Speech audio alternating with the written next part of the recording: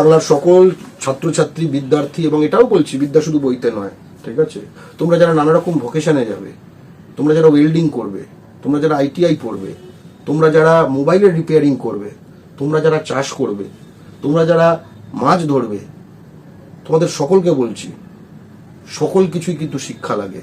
আর দুনিয়ায় কি চলছে এটা সম্বন্ধে কিন্তু চাষি, মাঝি, ডাক্তার, মোক্তার সকল বাঙালিকে শিক্ষিত হতে হবে এবং বুঝতে হবে যে বাংলার পুঁজি, বাজার, চাকরি, জমি, অটোলাইন, টোটোলাইন, টেন্ডার, ভোকারি স্পট, জনবিন্যাস, জনপ্রতিনিধিত্ব, বাংলার মাটিতে সবকিছু বাঙালির হলে তখন বাগদেবী, বিদ্যার দেবী মা সরস্বতী আমাদের ওপর অশেষ আশীর্বাদ বর্ষণ করবেন যে যা ঠিক শিক্ষা পেয়েছিস।